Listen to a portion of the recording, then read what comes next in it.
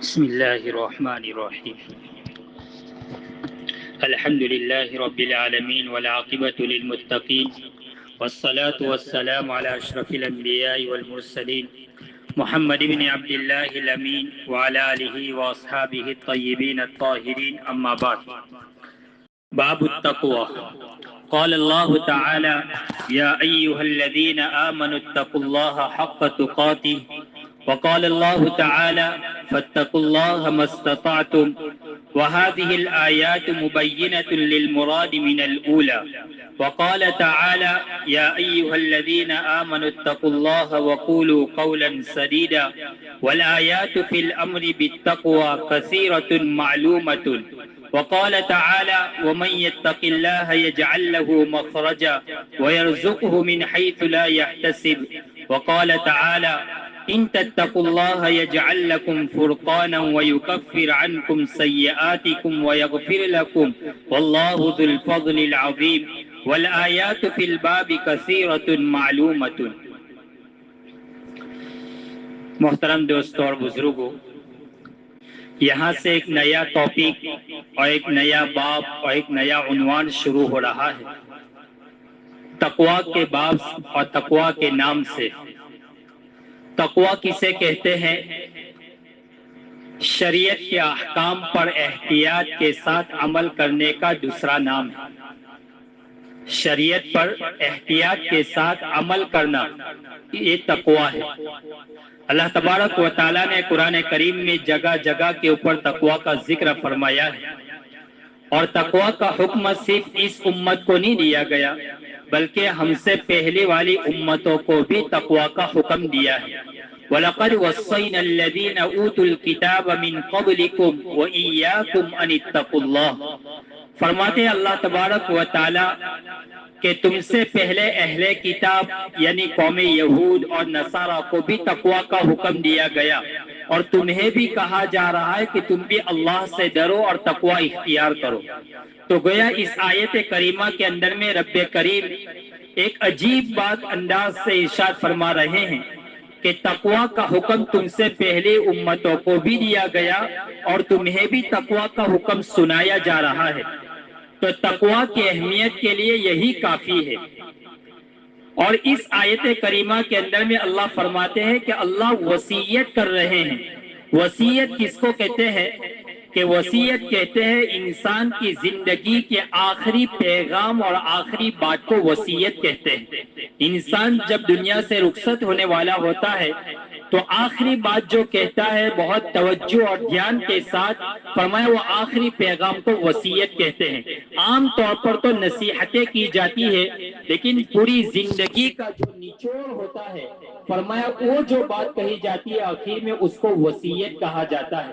تو اللہ تبارک و تعالیٰ بھی اس آیت کریمہ کے اندر میں مجھے اور آپ کو وصیت کر رہے ہیں کہ تم سے پہلی امتوں کو بھی تقویٰ کا حکم دیا گیا اور تمہیں بھی تقویٰ کا حکم دیا جا رہا ہے۔ میرے بھائیو، تقویٰ کے بغیر انسان کی زندگی نامکمل ہے۔ تقویٰ کے بغیر انسان کو لطف اور مزہ ہی نہیں آتا اللہ کی عبادت میں، اللہ کی حلاوت ان کو نصیب ہی نہیں ہوتی۔ اور جو انسان تقویٰ اختیار کرتے ہیں فرمایا اس کے اندر نہ کسی کا خوف ہوتا ہے نہ اس کو کبھی حزن اور غم ہوتا ہے۔ اللہ تعالیٰ خود فرماتے ہیں: الا ان اولیاء اللہ لا خوف علیہم ولا هم يحزنون، کہ اللہ کے ولی اور دوست وہ ہوتے ہیں کہ جس کے اندر نہ خوف ہوتا ہے نہ حزن ہوتا ہے۔ خوف کس کو کہتے ہیں اور حزن کس کو کہتے ہیں؟ خوف کہتے ہیں باہر کے جو دشمن ہوتے ہیں ان کا جو ڈر ہوتا ہے اس کو خوف کہتے ہیں۔ باہر کے دشمن کا جو ڈر ہوتا ہے اس کو خوف کہتے ہیں، اور انسان کے اندر کا جو غم ہوتا ہے فرمایا اس کو حزن سے تعبیر کرتے ہیں۔ تو اللہ کا دوست وہ ہوتا ہے کہ جس کو نہ خوف ہوتا ہے اور جس کو نہ حزن ہوتا ہے۔ اور اللہ کے ولی اور دوست کون ہے؟ الذین آمنوا وکانوا یتقون، کہ جو اللہ پر ایمان رکھتے ہیں اور تقوی والی زندگی اختیار کرتے ہیں۔ اور اللہ کے ولی کون ہے؟ ان اولیاؤہ الا المتقون، کہ اللہ کے ولی وہ ہوتے ہیں جو متقی اور پرہیزگاری والی زندگی گزارتے ہیں۔ اب تقویٰ کسے کہتے ہیں؟ اللہ سے ڈر کسے کہتے ہیں؟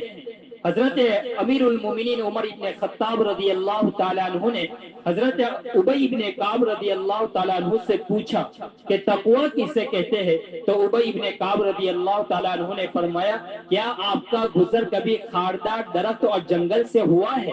فرمایا ہاں ہوا ہے۔ فرمایا وہ خاردار درخت اور جنگل سے آپ کیسے گزرے؟ فرمایا میں تو اس طرح گزرتا ہوں کہ میں اپنے کپڑوں کو اپنے دامن کو سمیٹ لیتا ہوں تاکہ کوئی کانٹا میرے دامن کے اندر میں الجھ نہ جائے اور پھنس نہ جائے اور مجھے کانٹا نہ چبھ جائے۔ فرمایا اسی کا نام تقویٰ ہے کہ انسان اسی طرح احتیاط کے ساتھ زندگی گزارے کہ اس کی زندگی گناہوں سے آلودہ نہ ہو، اسی کا نام تقویٰ ہے۔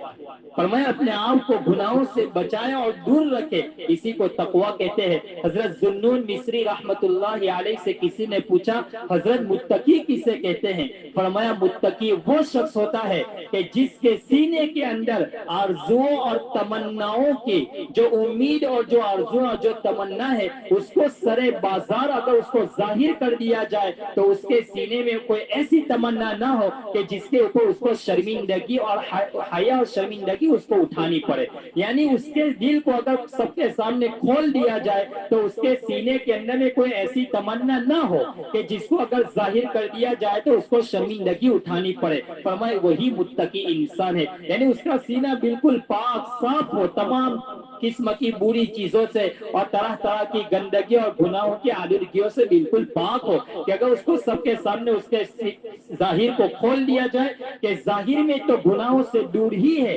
لیکن باطن کے اعتبار سے بھی وہ بالکل پاک اور صاف ہو۔ ایک بہت بڑے بزرگ گزرے جب یہ ملک ہندوستان کا جب وہ فاصلہ ہوا اور جو کچھ لوگ پاکستان چلے گئے، بنگلہ دیش چلے گئے، اس وقت کچھ علماء جو حضرت مدنی رحمت اللہ علیہ کے پاس پڑھے ہوئے تھے دور حدیث اور حضرت سے بیعت بھی تھے، جب وہ لوگ چلے گئے تو انہوں نے خطوط لکھے کہ حضرت جب ہم آپ کے قریب تھے تو اپنی اصلاح کر لیا کرتے تھے اور کوئی بھی مسئلہ پیش آتا تو ہم آپ سے رجوع کر لیتے تھے، اب تو کوئی ایسی چیز نہیں ہے کہ ہم آپ کے پاس آ کر ہم اپنے احوال کو بیان کریں۔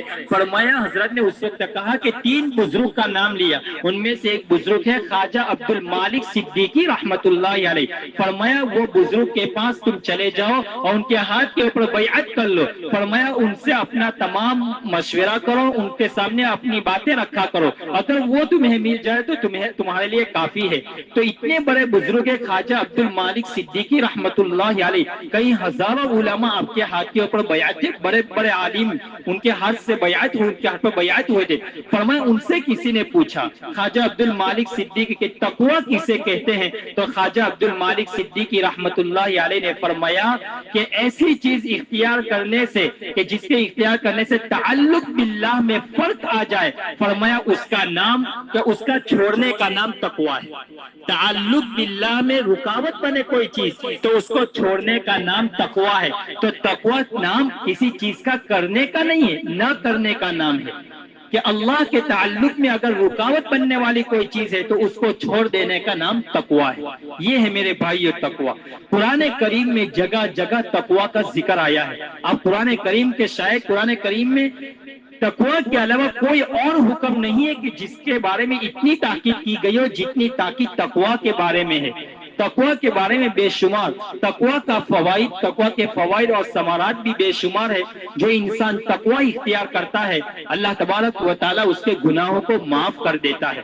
وَمَن يَتَّقِ اللَّهَ يُكَفِّرْ عَنْهُ سَيِّئَاتِهِ، جو اللہ سے ڈرتا ہے اللہ تبارک و تعالیٰ اس کے سیئات اور اس کے گناہوں کو معاف کر دیتا ہے۔ اللہ فرماتے ہیں یہ میرا پیارا بندہ ہے، وہ متقی ہے، اللہ دیکھتا ہے، اللہ جانتا ہے، اور کبھی کبھار اس سے کوئی غلطی سرزد بھی ہو جائے تو اللہ تبارک و تعالیٰ اس کو معاف کر دیتا ہے۔ جس طرح اس کی مثال اسی طرح سمجھے کہ جس طرح ماں اپنے بیٹے سے محبت کرتی ہے اور وہ بچہ چھوٹا ہے، ماں بھی دیکھتی ہے کہ میرا بیٹا مجھ سے پیار کرتا ہے، اور ماں بچے کے بغیر نہیں رہتی اور بچہ ماں کے بغیر نہیں رہ سکتا۔ تھوڑی دیر کے لیے تو وہیں کھیلنے چلا جائے گا لیکن فوراً اس کی ماں یاد آ جائے گی تو فوراً دوڑتا ہوا ماں کے پاس چلا آئے گا۔ ایک چھوٹا سا معصوم بچہ، ماں دیکھتی ہے کہ وہ مجھ سے محبت کرتا ہے، وہ بچہ کبھی غلط غلطی اور ناسمجھی کی وجہ سے ماں کو کبھی زور سے گال کے اوپر رخسار کے اوپر تھپڑ بھی مار دیتا ہے تو ماں اسے کچھ نہیں کہتی، ماں سمجھتی ہے یہ ناسمجھ ہے تو ماں اس کے ہاتھ کو پکڑ کر چوم لیتی ہے، اس کو سزا نہیں دیتی، حالانکہ وہ قابل جرم اور سزا کے لائق ہے، لیکن ماں سمجھتی ہے کہ بچہ ہے ابھی بہت چھوٹا ہے، وہ نہیں سمجھتا، اس نے ایسے ہی مار دیا، ماں اس کو سزا دینے کے بجائے اس کے ہاتھ کو چوم لیتی ہے اور اسے معاف کر دیتی ہے، اپنے سینے سے لگاتی ہے۔ بس اسی طرح اللہ تبارک و تعالیٰ کا جو بندہ تقوی اختیار کرتا ہے، اللہ بھی اپنے بندے کو اسی طرح معاف کر دیتا ہے جس طرح ایک ماں اپنے معصوم بچے کو معاف کر دیتی ہے۔ اللہ بھی دیکھتا ہے کہ میرے بندے سے غلطی سے گناہ سرزد ہوا ہے، اس کو معاف کر دیتی ہے۔ یہ ہے تقوی کا فائدہ کہ جو انسان تقوی اختیار کرتا ہے اللہ اس کے گناہوں کو معاف کر دیتا ہے۔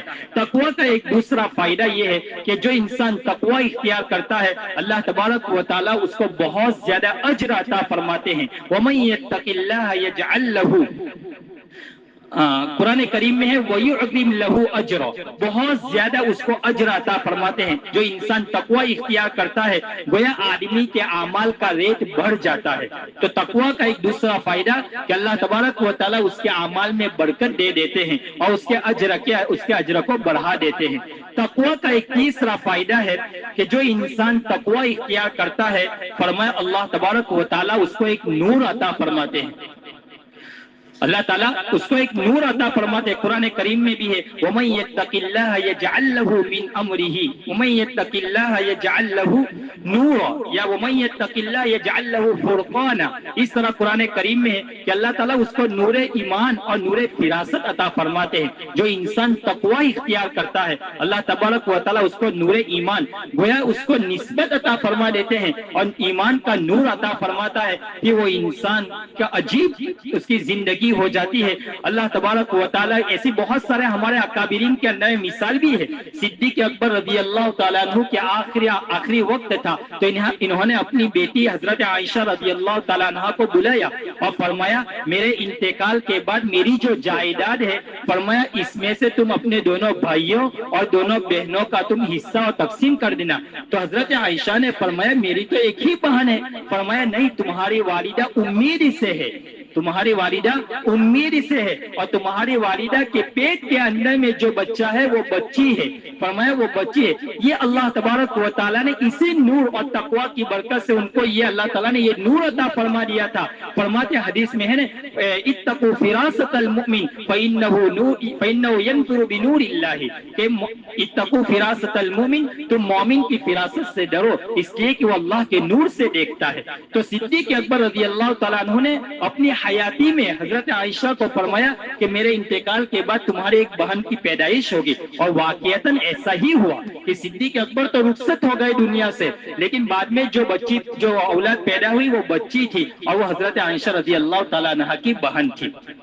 اسی فراست ایمان کے اوپر ایک اور میں مثال ایک اور واقعہ ہے البدایہ والنہایہ کے اندر میں ہے کہ حضرت علی رضی اللہ تعالیٰ عنہ نے ایک مرتبہ خواب دیکھا جناب رسول اللہ صلی اللہ علیہ وسلم کو، کہ خواب میں اللہ کے رسول کو دیکھا کہ اللہ کے رسول صلی اللہ علیہ وسلم فجر کی نماز پڑھا رہے ہیں اور حضرت علی رضی اللہ تعالیٰ عنہ آپ کے پیچھے پڑھ رہے ہیں، اور نماز کے بعد نماز میں حضور نے کون سی صورتیں پڑھی وہ بھی حضرت علی کو معلوم ہے۔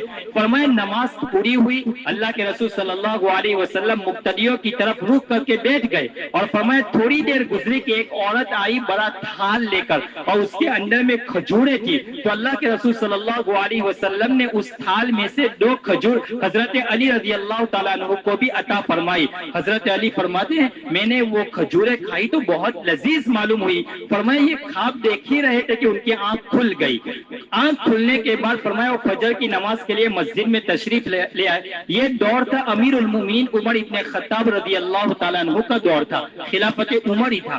فرمایا میں نے حضرت عمر رضی اللہ تعالیٰ عنہ کے پیچھے نماز پڑھی اور نماز میں حضرت عمر نے وہی 2 صورتیں پڑھی جو میں نے خواب میں جناب رسول اللہ صلی اللہ علیہ وسلم سے سنی تھی۔ مجھے بہت زیادہ تعجب ہوا کہ میں نے جو صورتیں اللہ کے رسول سے سنی تھی خواب میں وہی 2 صورتیں حضرت عمر نے پڑھی۔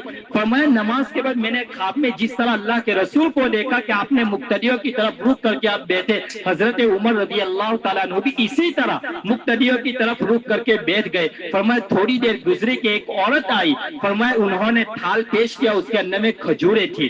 فرمایا مجھے بہت زیادہ خوشی ہوئی. ایک تو خواب میں نے اللہ کے رسول کی زیارت کی, دوسری بات یہ کہ میں نے خواب میں اللہ کے رسول صلی اللہ علیہ وسلم نے مجھے اپنے ہاتھوں سے مجھے کھجور عطا فرمائی, اور تیسری بشارت یہ تھی کہ وہ کھجوریں بھی بڑی لذیذ تھی. فرمایا میں نے یہ چیزیں دیکھی. فرمایا حضرت عمر رضی اللہ تعالیٰ عنہ نے اس تھال میں سے 2 کھجوریں مجھے دی, اور میں نے کھائی تو مجھے بہت ہی زیادہ لذیذ معلوم ہوئی. تو میں نے حضرت عمر رضی اللہ تعالیٰ عنہ سے فرمایا کہ آپ مجھے اور بھی عنایت کیجیے, اور بھی دیجیے. تو حضرت عمر رضی اللہ تعالیٰ عنہ مسکرائے اور فرمایا اگر خواب میں اللہ کے رسول صلی اللہ علیہ وسلم آپ کو اور کھجوریں عنایت کرتے اور آپ کو اور کھجوریں عطا فرماتے تو میں آپ کو اور بھی دیتا. اللہ کے رسول نے آپ کو خواب میں 2 ہی دی تھی, میں نے بھی آپ کو 2 ہی دی. تو یہ کیا چیز ہے؟ یہ اتقوا فراست المؤمن, یہ ہے کہ جو انسان تقوی اختیار کرتا ہے اللہ تبارک و تعالیٰ اس کو نور عطا فرماتے ہیں. تقوی کا ایک فائدہ یہ ہے کہ جو انسان تقوی اختیار کرتا ہے اللہ تبارک و تعالیٰ اس کو تنگی سے نکال دیتے ہیں.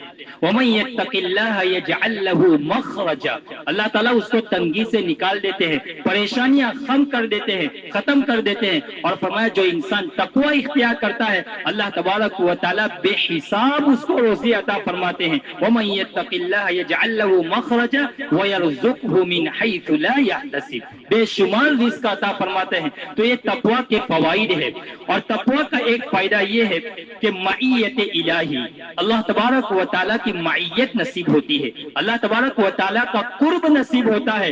ان اللہ یحب المتقین واعلموا, جان لو ان اللہ مع المتقین, اللہ تبارک و تعالیٰ متقیوں کے ساتھ ہے. اور تقوی اختیار کرنے سے اللہ کی محبت بھی نصیب ہوتی ہے. ان اللہ یحب المتقین. تو تقوی کے بے شمار فوائد ہے, بے شمار. جو انسان تقوی اختیار کرتا ہے شروع میں پریشانی آئے گی, حالات آئیں گے اس کے اوپر, لیکن آہستہ آہستہ اللہ تبارک و تعالیٰ اس کی زندگی کو کشادہ کرتا چلا جاتا ہے اور اس کے لیے زندگی کا جینا آسان کر دیتا ہے. ہر چیز آپ شریعت کے اوپر چلیں گے تو شروع میں آپ کے اوپر پریشانی آئے گی.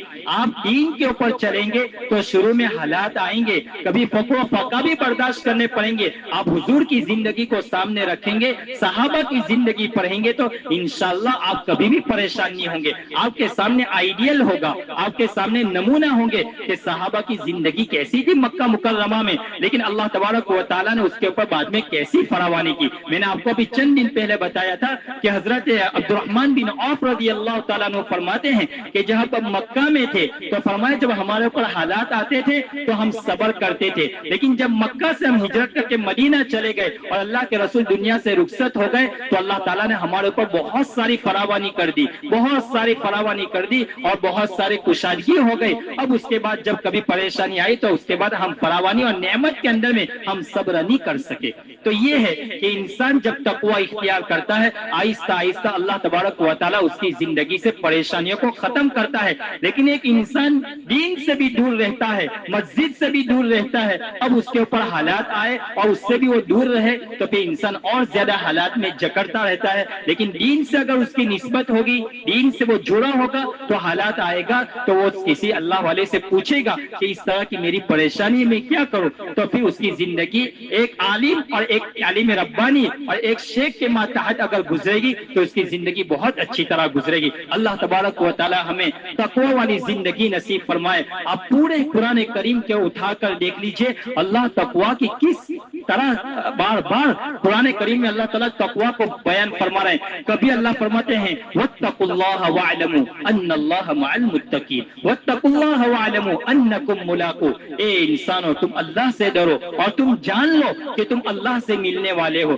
اللہ تعالیٰ ایک مرتبہ کہہ دیتے تو کافی تھا, لیکن قرآن کریم کی بعض آیتیں تو ایسی ہے کہ ایک ایک آیت کے اندر میں اللہ نے 2 مرتبہ تقوی کا ذکر کیا. یا ایھا الناس اتقوا ربکم الذی خلقکم من نفس واحدۃ وخلق منها زوجها وبث منهما رجالا كثيرا ونساء वत्तक़ुल्लाह। एक आयत के अंदर में अल्लाह ने दो मर्तबा तकवा का जिक्र किया। अल्लाह एक मर्तबा कह देता तो काफी था। ये ऐसा ही है कि मैं एक बात एक सांस में 2 मर्तबा कहूं, एक बात में एक सांस में 2 मर्तबा कहूं तो गोया मैं अपनी बात की ताकीद पैदा करने के लिए और बात की अहमियत के लिए मैंने एक बात को एक सांस में एक बात को मैंने 2 मर्तबा कहा। अल्लाह ने एक आयत में एक ही चीज को 2 मर्तबा, और कुरान करीम की कुछ आयतें तो ऐसी है कि अल्लाह ने एक आयत में 3 मर्तबा तकवा का जिक्र किया। लैसा अलल लज़ीना आमनू व अमिलुस सालिहाति जुनाहुन फीमा तइमू इज़ा मत्तक़ौ व आमनू व अमिलुस सालिहाति सुम्मा तक़ौ व आमनू सुम्मा तक़ौ व अहसनु। एक आयत में अल्लाह ने 3 मर्तबा। मेरे भाइयों, अब हमारे पास कौन सा ऐसा ऑप्शन है कि कयामत के दिन रब्बे करीम अगर हमें पूछ ले कि मैंने कुरान करीम में इतनी मर्तबा तकवा इख्तियार करने का हुक्म दिया था, तुम कहां गए थे? तुमने क्या तुमने नहीं सुना? मैंने तुम्हें 2 कान दिए थे, तुमने कैसी जिंदगी गुजारी? तो हमारे पास उसके जवाब कोई जवाब नहीं होगा कि हम अल्लाह को जवाब दे सके। आप अंदाजा लगाइए, एक आयत में 1 मर्तबा 2 मर्तबा 3 मर्तबा कह रहे कि तकवा इख्तियार करो, अल्लाह से डरो। और मैंने बताया कि तकवा क्या है, और मैंने बहुत आसान कहा कि ताल्लुक बिल्लाह में जो चीज फर्क बने तो फरमाया उसका छोड़ने का नाम तकवा है। और मैंने हजरत उमर रजी अल्लाह तआला अन्हु की बात सुनाई कि उबई इब्ने काब से पूछा हजरत उमर ने कि तकवा किसे कहते हैं? तो हजरत उबई इब्ने काब ने क्या कहा कि तुम्हारा गुजर कहां से हुआ? खारदार जंगलों से हुआ है? फरमाया हाँ हुआ है। कैसे गुजरे? फरमाया मैं अपने दामन को समेट लेता हूं कि कोई कांटा मेरे कपड़ों में उलझ न जाए। फरमाया इसी का नाम तकवा है कि अपनी जिंदगी को इसी एहतियात के साथ गुजारे कि अपना दामन गुनाह से आलूदा ना हो। अल्लाह तबारक व तआला मुझे और आपको इन कही सुनी बातों के ऊपर अमल करने वाला बनाए और तकवा वाली जिंदगी अल्लाह ताला हम सबको नसीब फरमाए। वाखिर दावाना अल्हम्दुलिल्लाहि रब्बिल आलमीन। बिस्मिल्लाहिर्रहमानिर्रहीम। अल्लाहुम्मा लकल हम्दु कुल्लु व लकश शुक्र कुल्लु व लकल खल्कु कुल्लु बियदिकल खैरु कुल्लु इन्नका अला कुल्लि शैइन क़दीर। अल्लाहुम्मा ला उहसी सनाअन अलैका अंत कमा असनैता अला नफ्सिक। अल्लाहुम्मा सल्लि व सल्लिम अला सय्यिदिना मुहम्मद व अला आलि सय्यिदिना मुहम्मद व बारिक व सल्लिम। ए अल्लाह, हमारे गुनाहों को माफ फरमा, खताओं से दरगुजर फरमा, सय्यात को हसनात से मुबद्दल फरमा। अल्लाह जिंदगी की सारी बदअमालियों को माफ फरमा, परेशानियों को खत्म फरमा। अल्लाह आप रहमान है, अब रहीम है, अब सत्ताउल उयूब है, अब गफ्फारुल ज़ुनूब है। प्यारे अल्लाह, आप हमसे राजी हो जाइए, अपनी रजा वाली जिंदगी नसीब फरमा। अल्लाह तकवा वाली जिंदगी नसीब फरमा। अल्लाह तकवा वाली जिंदगी नसीब फरमा। अल्लाह तकवा वाली जिंदगी नसीब फरमा। अल्लाह तकवा के ऊपर चलना आसान फरमा दीजिए, तकवा के ऊपर चलना आसान फरमा दीजिए। और हमें अल्लाह तकवा के जो फवाइद और जो समरात है अल्लाह वो हमें अता फरमा, अल्लाह वो हमें अता फरमा। अल्लाह इस पूरी मजलिस को कबूल फरमा लीजिए, इस मजलिस के एक एक फर्द को कबूल फरमा लीजिए, सबकी कामिल मुकम्मल मगफिरत फरमा दीजिए, सबकी जायज मुराद तमन्नाओं को पूरी फरमा दीजिए, सबकी उम्र में खूब बरकतें नसीब फरमा, सबको हलाल तय्यब कारोबार नसीब फरमा, हलाल तय्यब रोजी नसीब फरमा। अल्लाह आफियत और खुशियों भरी जिंदगी नसीब फरमा, अल्लाह खुशियों भरी जिंदगी नसीब फरमा, परेशानी आफत और मुसीबतों से हिफाजत फरमा। ए प्यारे अल्लाह, हम सबको बार बार हरमैन शरीफैन की हाजिरी नसीब फरमा। अल्लाह हरमैन शरीफैन की हाजिरी नसीब फरमा, वहाँ जाना आसान फरमा। अल्लाह वहाँ के आदाब और शराइत को मलहूज रखना आसान फरमा।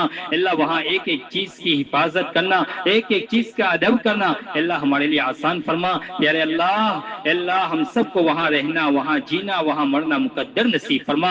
अल्लाह इत्तिबा सुन्नत के मुताबिक जिंदगी गुजारने वाले बना दीजिए, हक के ताअत हक के मोहब्बत अता फरमा। ए अल्लाह इश्क रसूल से माला माल फरमा, हमारी जिंदगी को सुन्नत रसूल के मुताबिक चला दीजिए। अल्लाह में इश्क रसूल के मुताबिक जिंदगी गुजारने वाले बना दीजिए। अल्लाह आप हमें ऐसा बना दीजिए जैसा आप हमें देखना चाहते हैं। अल्लाह इस मजलिस को कबूल फरमा, इस मजलिस के एक एक फर्द को कबूल फरमा, सबको नवाज दीजिए, सबको नवाज दीजिए, सबको अपना महबूब मकबूल बंदा बना लीजिए, सबको अपना महबूबा मकबूल बंदा बना लीजिए, सबको अपना मुकर्रब बंदा बना दीजिए। ए प्यारे अल्लाह, ए प्यारे अल्लाह, हमारे रोजों को कबूल फरमा, हमारी तरावी को कबूल फरमा, हमारी इबादतों को कबूल قبول فرما۔ اے اللہ ہماری تلاوت قرآن کے پڑھنے کو قبول فرما لیجئے۔ اے اللہ اعمال صالحہ کو قبول فرما، اعمال صالحہ کی توفیق نصیب فرما، اعمال سیئات سے ہماری حفاظت فرما۔ جو بیمار ہے اللہ ان کو شفاء کاملہ عاجلہ دائمہ مستمرہ نصیب فرما، جو پریشان ہیں ان کی پریشانی کو ختم فرما۔ اے اللہ جنہوں نے ہمیں دعا کے لیے کہا ہے، لکھا ہے،